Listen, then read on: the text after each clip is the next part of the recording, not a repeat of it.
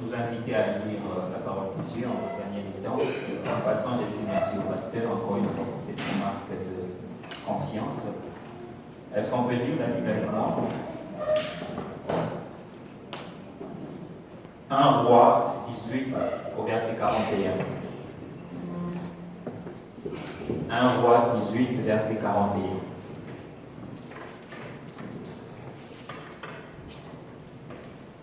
La Bible dit ceci, 1 Roi 18, 41.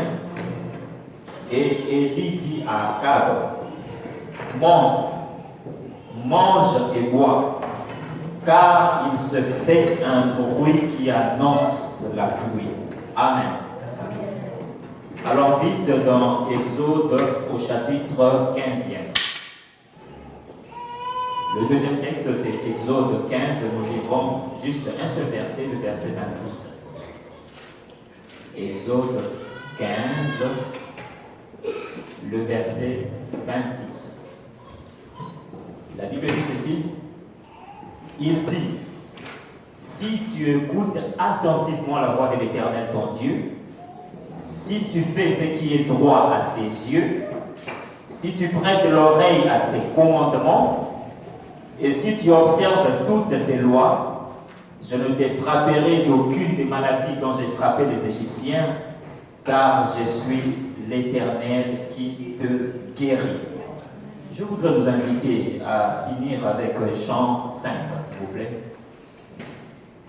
Le texte principal de notre message est tiré de Jean au chapitre 5e. Nous lirons du verset 1 au verset 9. Vous y êtes? Jean 5, verset 1 à 9. La Bible dit, après cela, il y eut une fête des Juifs et Jésus monta à Jérusalem. Or, à Jérusalem, près de la porte des brebis, il y a une piscine qui s'appelle en hébreu Bethesda. Quelqu'un peut m'aider à dire Bethesda? Bethesda. Et qui a 5 portiques. Sous ces portiques étaient couchés en grand nombre des malades, des aveugles, des boiteux, des paralytiques, qui attendaient le mouvement de l'eau. Car un ange descendait de temps en temps dans la piscine et agitait l'eau. Et celui qui descendait le premier, après que l'eau avait été agitée, était guéri, quelle que soit sa maladie. Verset 5.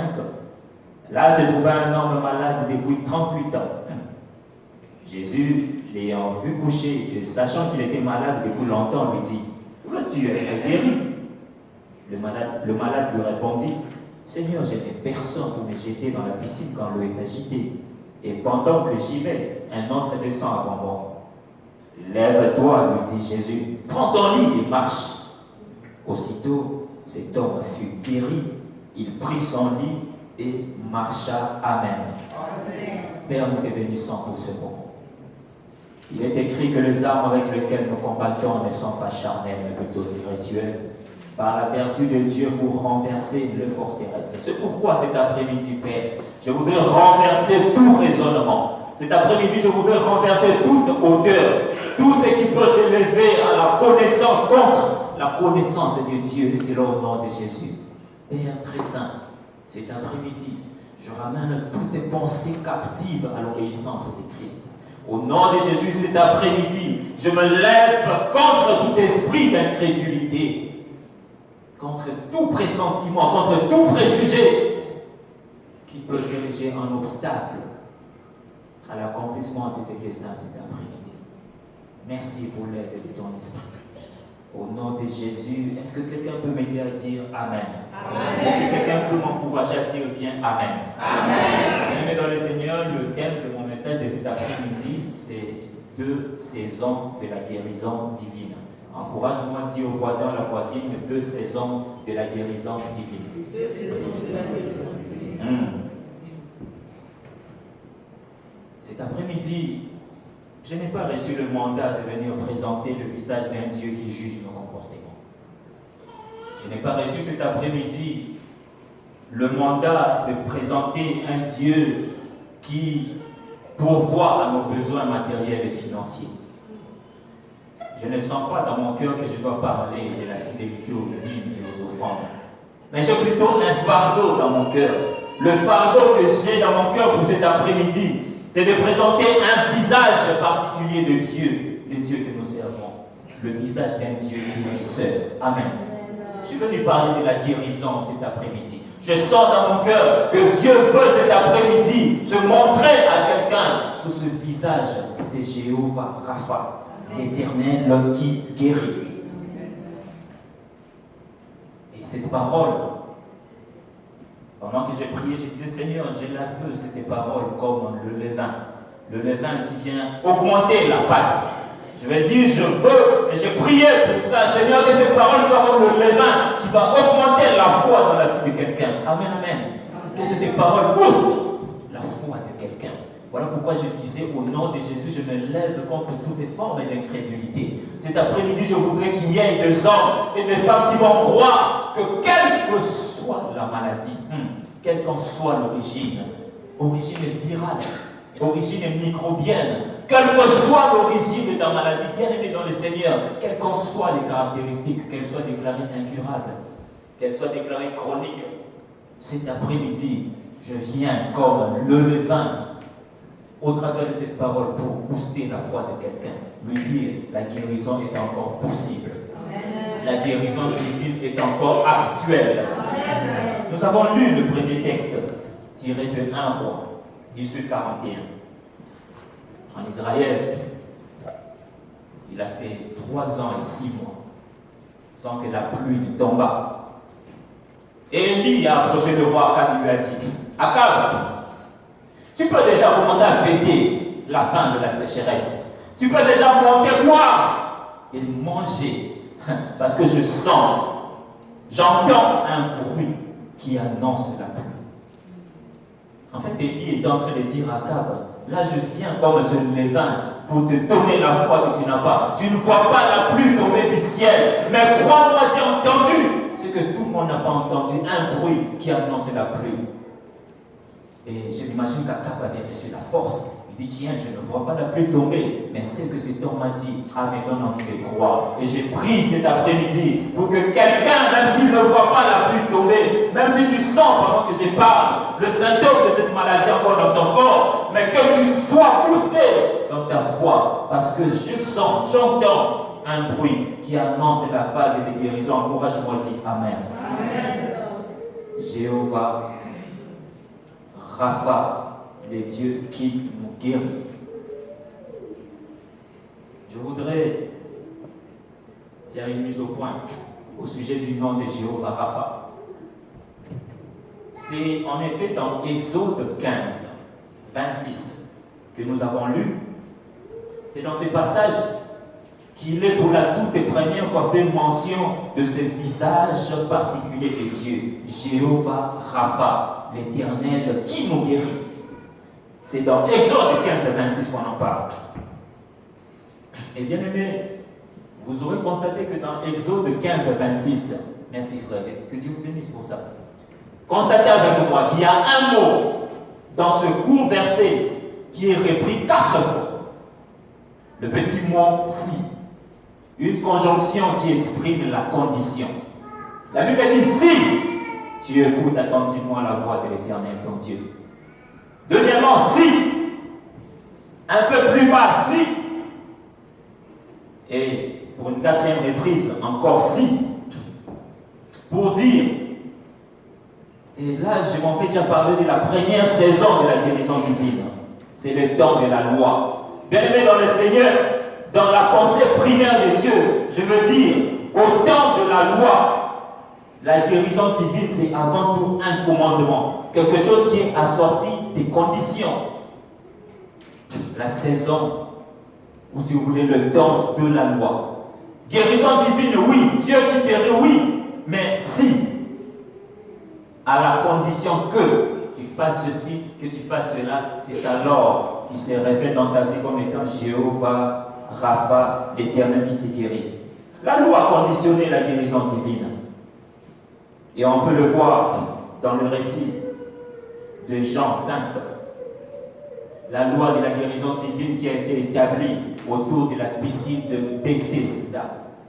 Je voudrais nous amener à réfléchir sur ce qui s'est passé autour de la piscine de Bethesda. Je parle déjà de la première saison de la guérison divine, c'est-à-dire le temps de la loi. À Jérusalem, on ne pouvait jamais, mais alors jamais, parler de Bethesda sans faire allusion à deux personnages clés. La piscine de Bethesda faisait référence à deux personnages clés. Premièrement, l'ange. Deuxièmement, c'est lui que j'appelle le malade lauréat. C'est-à-dire le malade qui est guéri le jour J. Ils peuvent être comptés par plusieurs centaines, mais la vedette du jour, c'est celui qui est guéri ce jour-là. Deux personnages clés, l'ange et le malade lauréat. Je voudrais parler de ces deux personnages. D'abord, l'ange et son service. 5 choses que nous sommes appelés à comprendre et à retenir au sujet du ministère de l'ange sous la loi de la guérison divine établie autour de la piscine de Bethesda. La première chose, c'est que l'ange qui descendait n'était qu'un simple missionnaire. C'était un simple envoyé. Il y a au ciel un boss, Dieu, qui guérit. Et il pouvait de temps en temps dépêcher le serviteur, l'ange. Bien-aimé dans le Seigneur, l'ange ne pouvait pas un matin se dire, j'ai envie de déambuler à Jérusalem, eh bien je descends, je vais agiter l'eau. C'est Dieu qui décidait quand envoyer l'ange. Parce que ce n'est qu'un instrument. Parce que ce n'est qu'un outil. C'est Dieu qui décide sur le quand. Je viens dire à quelqu'un, nous sommes appelés à ne pas regarder au serviteur, mais à regarder au maître du serviteur. Le Dieu qui envoie en son temps. L'ange ne pouvait pas décider quand descendre, mais c'est Dieu qui décidait. Deuxième chose, la mission de l'ange était précise. Toi, ange, quand tu descends à Jérusalem, à la piscine de Bethesda, ta mission est précise. Créer une atmosphère de guérison divine. Amen. L'ange avait une mission limitée à un acte, celui d'agiter l'eau. Alors ici, je voudrais qu'on me suive très bien. Bien-aimé dans le Seigneur, quand l'eau était en repos, elle n'avait aucun impact. Tant que l'ange ne descendait pas pour secouer l'eau de la piscine de Bethesda, le malade pouvait même baigner comme bon lui semblait, aucun impact. L'eau en repos n'avait aucun impact. C'est plutôt le mouvement de... Est-ce qu'on est avec moi? C'est plutôt le mouvement de l'eau qui crée une atmosphère de guérison divine. Je vais dire à quelqu'un que l'eau en repos, c'est l'image du Logos. La parole écrite qui est adressée à tous. Tous nous avons probablement déjà lu le récit de la piscine de Bethesda, Logos. Mais le mouvement de l'eau, c'est l'image du Réma. Ça veut dire une parole spécifique que Dieu envoie à un moment spécifique, à une personne spécifique, pour répondre à une situation spécifique. Ma prière cet après-midi est que cette parole soit un Réma dans ta vie, que cette parole que tu as déjà entendue hier, aujourd'hui, ait un impact particulier. Parce que comme il dit, j'entends un bruit qui annonce la guérison. Aidez-moi à acclamer pour Jéhovah Rapha. Chantez à acclamer pour Jéhovah Rapha, le Dieu qui nous guérit de nos maladies.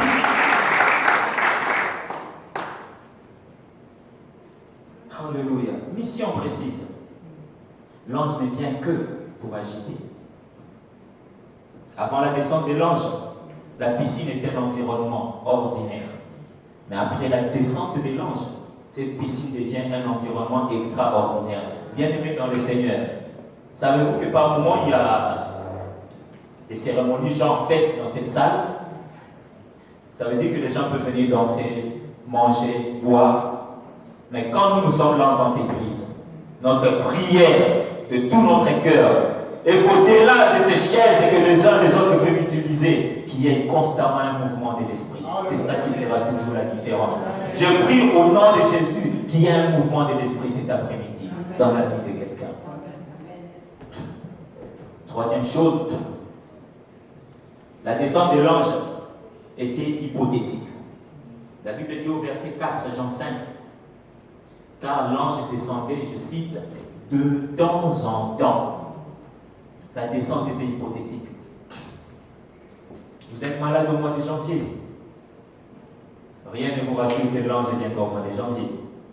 Rien ne vous rassure qu'il viendra au courant du premier trimestre de l'année. Il ne venait que de temps en temps. La guérison divine sous la saison de la loi. La loi avec ses imperfections. L'ange ne vient que de temps en temps. On ne sait pas quand la prochaine visitation. Il ne vient que de temps en temps. C'était triste.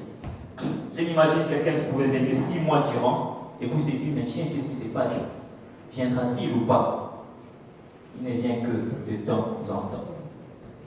Quatrième chose, la guérison à la descente de l'ange avait un prix. Un prix à payer. Bien aimé, sous la loi, la guérison divine avait un prix.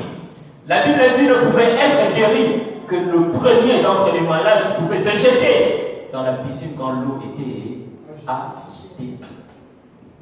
En effet, j'imagine le malade lauréat qui pouvait bomber la torse et dire, moi là, si je suis guéri, c'est parce que j'étais violent. Celui-là, il était distrait. Quand j'ai vu l'ange, c'est quoi l'ange, je me suis jeté, j'étais violent. Ce sont les violents qui sont accaparés. La guérison avait ce prix, il faut être violent. Bien-aimé dans le Seigneur, cinquième chose, au sujet de l'ange et de son ministère autour de la piscine de Bethesda, c'est que la guérison à la descente de l'ange était limitée à un seul homme. Malgré le taux élevé en termes de demande de guérison, l'offre de guérison n'était limitée qu'à une seule personne. Même s'il y a 300 malades, même s'ils sont à 200, quand l'ange descend, cet impact de la guérison ne profite qu'à un seul malade. La loi de la guérison divine et ses imperfections. En fait, même le violent qui s'est jeté pouvait ne pas être guéri. Parce que je ne pense pas qu'il avait forcément respecté les les conditions qui subordonnaient la guérison. Mais simplement Dieu avait pitié. Dieu avait compassion. Savez-vous ce que ça veut dire Bethesda? En hébreu, Bethesda veut dire maison de miséricorde. Dieu avait simplement pitié. Un seul malade pouvait être guéri. Le deuxième personnage clé, le malade lauréat. Je vais faire mention de 3 choses. Dans ce récit, le malade lauréat du jour, le champion du jour, entre guillemets, c'était le paralytique. 3 choses au sujet de ces malades. La première chose, la Bible nous dit que sa maladie a duré 38 ans. Aide-moi à dire 38 ans. Waouh! 38 ans de maladie. Cet homme avait un palmarès riche de 2 choses. 38 ans de maladie, un palmarès riche de 2 choses. D'abord, un palmarès riche en déception. Mettez-vous à sa place. Pendant 38 ans, il a vu plusieurs fois l'ange venir agiter l'eau. Mais il y avait toujours un jeune homme très violent qui pouvait se jeter. Palmarès riche en déception. Que des rendez-vous manqués. Que des rendez-vous manqués. J'étais triste pour cet homme. Mais il avait aussi un palmarès riche en témoignages. J'imagine cet homme comme un doyen de malades qui pouvait de temps en temps réunir les nouveaux malades pour leur dire petit. On n'avait pas vu, hein. Nous, on a vu des choses. Maillot. Heureusement, j'ai regardé Eric. Nous, on a vu des choses, hein. C'est toi là. Laisse tomber. Quand l'ange descend, on a vu des choses, nous, là. 38 ans. 38 ans. C'était un doyen qui n'avait que des témoignages. Cet homme de 38 ans, malade, était un héros en histoire de guérison divine, cependant un zéro en expérience vécue. Héros en histoire. Les gens l'entouraient certainement. Raconte-nous. L'année passée, c'était comment? Oh, petit, l'année passée, c'était vers 15 heures. Wow, 15 heures. Il avait toutes ces précisions, mais expérience vécue, zéro. La deuxième chose qu'on peut retenir sur cet homme, c'est que c'était un homme persévérant. La Bible dit qu'il n'avait personne pour le jeter à l'eau. Cependant, il est resté pendant toutes ces années autour de la piscine. Cet homme de la Bible nous enseigne la persévérance.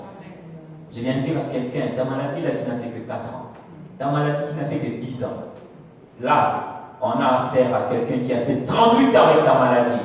Mais chaque jour, il s'arrangeait pour être là. Il s'arrangeait pour être là. C'est pourquoi je viens t'encourager à persévérer. Espère encore. Ah, je viens de dire à quelqu'un, espère encore, car la guérison est encore possible. Je viens de dire à quelqu'un que Jéhovah Rapha n'a pas vieilli. A commis pas gâté. C'est pas un Dieu qui a tellement guéri qu'il a maintenant, je ne sais pas, le rhumatisme ou quoi, il ne sait pas marcher. C'est pas un Dieu qui a tellement vieilli qu'il a maintenant, je ne sais pas, les dents il n'a plus les dents dans la bouche pour dire, oh, je fais ceci ou je fais cela. Non, il n'a pas changé. Il peut guérir encore aujourd'hui. La Bible dit, quelle que soit la durée de la nuit, le jour finit par apparaître. Ah, je viens de dire à quelqu'un, ta nuit est la durée, mais crois-moi cet après-midi que le soleil s'élèvera. Et tu vas témoigner comme papa Mathias du haut de cette chair que Dieu t'a visité. Aide-moi à dire Amen. Amen. C'est un Dieu fidèle et bon.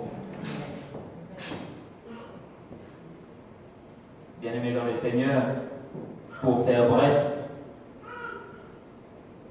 non, troisième chose que j'allais oublier au sujet de cet homme, c'est qu'il a essayé de donner le mieux de lui, sans succès. Je l'ai dit, à chaque fois, probablement il voulait se jeter à l'eau. Il pouvait même être content, cette fois-là je suis le premier. Mais juste avant de se retrouver dans le bain, il va se rendre compte qu'il y a une femme qui s'était déjà jetée la première. Que des déceptions. Je viens dire à quelqu'un, vous êtes allé de médecin en médecin. Vous êtes allé de spécialiste en spécialiste. Alléluia. Vous avez vu un gynécologue. Finalement, le gynécologue vous dit, ton cas là, il est tellement compliqué qu'il faut voir un sexologue. Trop compliqué. De médecin en médecin, de spécialiste en spécialiste. Cet homme, il a connu tout ça. Que des expériences ratées. Que des expériences ratées. Quelle fut donc la première saison de la guérison divine? La guérison divine au temps de la loi, avec des conditions, avec un ange qui ne descend que de temps en temps. Mais écoutez, au verset 6 de Jean 5, dans ma version, le verset 6 de Jean 5 commence par Jésus. Dans ma version, le verset 6 de Jean 5 commence par Jésus. Voilà. Jésus l'ayant vu. En fait, c'est l'entrée en scène d'un troisième personnage. Jésus. Et ce personnage a guéri cet homme sans avoir égard à tout ce qui s'est passé au temps de la loi. Parce que cet homme ne s'était pas jeté dans la piscine. Cependant, il a été guéri. Et Dieu m'a enseigné ceci. La guérison que Jésus a opérée ce jour-là, c'était un acte spirituel qui inaugurait la fin du temps de la loi et le début du temps de la grâce. Amen. Je suis venu dire à quelqu'un cet après-midi que nous ne sommes plus sous le régime de si. Nous ne sommes plus sous le régime du plus violent qui s'en accapare pour être fier de lui. Je suis guéri parce que j'étais violent, je me suis jeté le premier dans la piscine. Non. Nous sommes sous le régime de la grâce. La faveur imméritée que Dieu depuis le ciel accorde à l'homme. Il n'a pas mérité. Même ta conduite n'a pas donné envie à Dieu de te guérir. Mais il est le Dieu de grâce. Aide-moi à dire Amen. Amen. La grâce. J'aime dans Hébreux 8:8, la Bible dit, voici les jours viennent, dit le Seigneur, où je ferai avec la maison d'Israël et la maison de Juda une alliance nouvelle. Alléluia. J'aime la nouvelle alliance parce qu'elle est supérieure à l'ancienne alliance. J'aime le temps de la grâce parce que le temps de la grâce nous est plus bénéfique que le temps de la loi. J'aime aussi dans Hébreux chapitre 7, la Bible dit au verset 19, la loi n'a rien amené à la perfection. Et la Bible ajoute au verset 22, voilà pourquoi l'alliance qui a Jésus pour garant est supérieure à l'ancienne alliance. Nous sommes sous l'alliance qui a Jésus pour garant, le temps de la grâce. Cet après-midi, je viens proclamer la grâce et la guérison divine au nom de Jésus. Et alors, à la piscine de Bethesda, quelles ont été les manifestations de la grâce? Est-ce qu'on me suit très bien? Amen. Quelles ont été les manifestations de la grâce à la piscine de Bethesda? Première manifestation de la grâce, c'est le guérisseur qui vient vers le malade. Alors que nous savons généralement c'est le malade qui va vers le guérisseur. Mais cette fois-là, c'est le guérisseur Jésus qui vient vers le malade. Cet homme n'attendait pas Jésus. Cet homme attendait l'ange pour venir secouer l'eau. Mais c'est le parfait guérisseur qui a quitté le lieu X pour aller vers le malade. Manifestation de la grâce. La Bible dit, Jésus l'ayant vu. J'imagine que c'était à distance. Jésus l'a aperçu, du tien. Ils sont là plusieurs centaines. Ils sont là plusieurs dizaines. Mais la Bible dit, Jésus l'a vu. Pendant que j'ai prié la nuit, je disais, Seigneur, Dieu du ciel, que ton œil localise un malade à la Trinité France. Alléluia. Est-ce qu'on est avec moi? Amen. Je disais, Seigneur, que ton œil localise. Bien aimé dans le Seigneur. Vous savez, il y a des gens qui ont l'air malades. Mais il y a d'autres gens, tu le vois, il a l'air d'être en très bonne santé. Pourtant, c'est le plus grand malade de tous. Amen. Et maintenant, on a monté pour ça. Je vais dire, on peut être joufflu tout en étant un bon malade. Bien-aimé dans le Seigneur. Bien-aimé dans le Seigneur. Moi, je peux vous voir en bonne santé. Mais j'aime la Bible dit. J'aime quand la Bible dit, aucune créature n'est cachée à ses yeux. La Bible dit, tout est nu et à découvert aux yeux de notre Dieu. Que l'œil de l'Éternel depuis le ciel localise dans ton corps la maladie où qu'elle soit cachée et que tu visites, que tu sois visité par Jéhovah Rapha au nom de Jésus. Tu as l'air d'être en bonne santé, mais que celui aux yeux de qui tout est à découvert localise ta maladie. Cet homme était probablement distrait, il regardait la piscine. Il disait, aujourd'hui là, je serai le premier. Peut-être qu'il y avait des gens qui faisaient un peu comme un peu au foot. Tu tacles le voisin de gauche. Ah mais écoute, c'est le violent qui doit se jeter le premier. Je m'imagine cet homme-là, ce jour-là, il disait, petit, vous là aujourd'hui, vous aurez chaud. Si l'ange descend aujourd'hui là, certains, je vais carrément leur faire ça. Il était là concentré, mais à distance, Jésus l'a vu. Que Jésus te voie au nom de Jésus. Ah, que Jésus te voie au nom de Jésus. Deuxième manifestation de la grâce. Devant un grand nombre de malades, Jésus n'a approché qu'un seul, ce paralytique. C'est quand même bizarre, non? Mais Jésus, n'as-tu pas vu un enfant malade? Un enfant malade. Jésus, n'as-tu pas vu la veuve malade? Jésus, n'as-tu pas vu cette femme qui te sert au temple malade? Tu n'as vu que ce paralytique. Manifestation de la grâce. Une faveur imméritée de Dieu bien-aimé dans le Seigneur.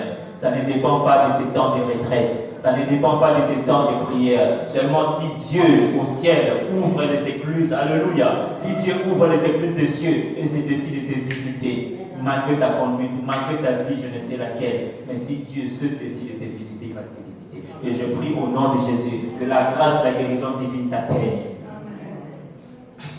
Bien-aimé, j'aime une chose. Jésus, c'est un parfait médecin. La Bible nous montre qu'en fait, Jésus avait le dossier médical de cet homme. Parce que la Bible dit, Jésus l'ayant vu et sachant qu'il était malade depuis longtemps. Waouh!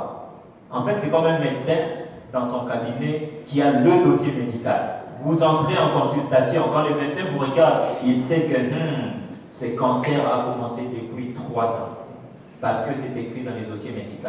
Et ce jour-là, Jésus, quand il a vu ces paralytiques, il avait toutes les indications de son dossier médical. 38 ans de maladie. Et Jésus savait que cet homme n'avait personne pour les jeter dans la piscine quand l'eau était agitée. En d'autres termes, dans le dossier médical que Jésus avait entre ses mains, il est aussi indiqué absence d'égard des malades. Amen. Amen. Absence d'égard des malades. La Bible dit que cet homme n'avait personne pour les jeter quand l'eau est agitée. Mais ça me paraît curieux. Lui, cet homme n'avait pas de femme pour l'accompagner. Lui, cet homme n'avait pas d'amis pour l'accompagner. Cet homme n'avait pas un frère. Il n'avait personne pour l'accompagner. Dieu m'a dit, là-dessus, ouvre une parenthèse et dis à quelqu'un un mot sur l'importance des relations dans la vie. Bien-aimés dans le Seigneur, nous avons besoin d'être en paix avec tous. Vous ne savez pas par où viendra le secours. Vous ne savez pas. Vous ne savez pas. Dieu au ciel a décidé de toucher, de visiter l'homme en passant généralement par l'homme. Si tu n'as personne pour te jeter dans la piscine quand l'eau est agitée, si tu n'as personne pour te jeter dans l'eau de la préfecture quand voilà, c'est vraiment la période des bons papiers là. Bien aimé Dieu, c'est peut-être 38 ans. Moi je connais dans ces pays-là des gens qui ont eu leur papier simplement parce qu'il avait quelqu'un pour lui dire vois cette adresse, vas-y, je t'envoie ce lien, tape ce lien, et voilà, fais le courrier, demande ceci, demande cela. S'il n'y a personne pour te parler de quoi lire, s'il n'y a personne pour te parler de telle association, tu feras 38 ans parce que tu n'as personne. Et Dieu m'a dit, rappelle seulement ces deux passages, Romains 12 et 18. La Bible dit, autant que cela dépend de vous, soyez en paix avec tous les hommes. Est-ce que je parle à quelqu'un? Autant que cela dépend de vous, soyez en paix avec tous les hommes. Et la Bible est ajoutée dans Colossiens 3:13. Supportez-vous les uns les autres.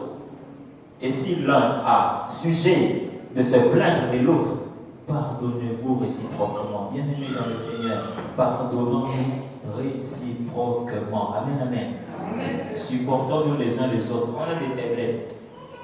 On a des faiblesses. On touche au taillé là. Ben voilà, ça peut arriver, tu regardes quelqu'un, seulement le regarder, tu es irrité. Son visage t'énerve, mais il n'a pas de choix, il ne va pas changer de visage. Son front là t'énerve déjà. La Bible dit, supportons-nous les uns les autres, car tu ne sais pas d'où te viendra le secours. Quand l'eau du travail en France sera agitée, aide-moi à dire Amen. Jésus avait le dossier médical de ses paralytiques qui indiquait même la cause de sa maladie. Si vous lisez un peu plus loin, dans toujours Jean 5 au verset 14, plus tard après la guérison, Jésus a rencontré ses paralytiques et il lui a dit, va et ne pêche plus. Autrement dit, la maladie de cet homme avait pour origine le péché. Jésus lui dit, va, tu es guéri. Mais attention, ne pêche plus, de peur que le pire ne t'arrive. Jésus savait la cause de sa maladie. Et un jour, Jésus était devant une femme qui, pendant 18 ans, était courbée. Alléluia. Et Jésus avait dit aux pharisiens, il a dit, cette fille d'Abraham, Satan l'a gardée courbée de dos pendant 18 ans. Maladie. Mais derrière la maladie, la main de Satan. Et un jour, Jésus a guéri un aveugle. Les disciples lui ont dit, Seigneur, il a un aveugle de naissance, tu l'as guéri. Qui a péché pour qu'il soit frappé d'aveuglement depuis sa naissance? Jésus lui dit, ce n'est ni lui, ni ses parents, mais il en a été ainsi, afin que les œuvres de Dieu se manifestent en lui. Bien-aimé dans le Seigneur, ton assurance maladie là, ta CMU là, CMU ça veut dire quoi déjà encore? Couverture médicale universelle. Ta CMU là, ton assurance maladie là, ne vaut rien devant une maladie d'origine spirituelle. Tu peux aller aux États-Unis. Les gens en Afrique parfois nous envient, en Europe, voilà, les soins de qualité, tout ça. Soins de qualité, mais toute maladie n'est pas d'origine microbienne. Soins de qualité, toute maladie n'est pas d'origine virale. Soins de qualité, il y a des maladies d'origine spirituelle. Le grand médecin qui a fait, je ne sais pas, la Sorbonne, Descartes, que sais-je, le grand médecin spécialiste, devant une maladie qui a Satan, comme origine, ne peut absolument rien. Notre seul secours, c'est de regarder vers Jéhovah Rapha. Est-ce qu'on peut regarder encore Jéhovah Rapha? Alléluia. Nous avons intérêt à regarder à Dieu et non pas aux hommes. Je n'ai pas atterri. Et qu'est-ce qui se passe? Jésus regarde ces paralytiques. Il lui prescrit 3 médicaments. Alléluia. J'aime ça. La Bible dit, Jésus lui dit. Dans une autre version, on dit, Jésus ordonna lui ordonnant 3 médicaments. Il dit, lève-toi, prends ton lit et marche. J'aime le médecin Jésus bien-aimé dans le Seigneur. Ça, j'aime. Et ce qui m'a le plus marqué, c'est que cet homme n'a pas payé les honoraires de médecin. Cet homme n'a pas payé le prix. Il ne l'a même pas mérité. Le maître a seulement dit, prends ton lit, lève-toi et marche. J'atterris justement là pour dire, si au temps de la loi, si sous la saison de la loi, de la guérison divine, les malades avaient les yeux tournés vers l'avenir, c'est-à-dire la descente incertaine et hypothétique de l'ange, sous la grâce, nous avons, nous, les yeux tournés vers le passé. Je veux dire, sous la grâce, nous avons les yeux tournés vers la croix de Golgotha. Alléluia. À la croix où tout a été accompli. On nous a enseigné le dimanche passé, Isaïe 53:5. La Bible dit, c'est par ces meurtrissures que nous avons été guéris de nos maladies. Bien-aimés dans le Seigneur, je voudrais nous inviter cet après-midi à ne pas regarder au devant comme ces gens à l'ange. Nous avons plus que l'ange. Amen, amen. Nous avons plus que l'ange. Nous avons le médecin par excellence. Le temps de la grâce est là. Dieu guérit encore aujourd'hui. Dieu est capable de guérir encore aujourd'hui. Quelle que soit l'origine de ta maladie, nous regardons à la croix où tout a été accompli. Et Élie, quand il avait dit à Akab dans un roi, vas-y cours, commence à fêter la fin de la sécheresse, car j'entends un bruit. Après, il est allé se courber, prier, afin que pour télécharger en fait les nuages au ciel et que la pluie tombe. Je voudrais nous inviter à nous lever. Nous allons prier pour la guérison divine. Je sens ces fardeaux pendant quelques minutes. Pendant que les chants avancent, j'avais recommandé un cantique. Fais qu'il pleuve, ouvre les écluses des cieux, fais qu'il pleuve. J'aimerais voir des passionnés, des gens qui vont crier au ciel, Seigneur, grâce, grâce. Car sa parole est comme cette pluie, elle ne retourne point à lui sans qu'il ait atteint les buts que Dieu lui a fixés. Pendant que ce cantique sera balancé, déchaîne-toi, prie. Et je vais clôturer par quelques intentions de prière. Tu es libre d'avancer devant si tu le veux. Sens-toi libre pendant ce temps. Nous voulons exploser dans ta présence. Fais qu'il pleuve. Ouvre les écluses de Chanda Baloko Chaka Labassa.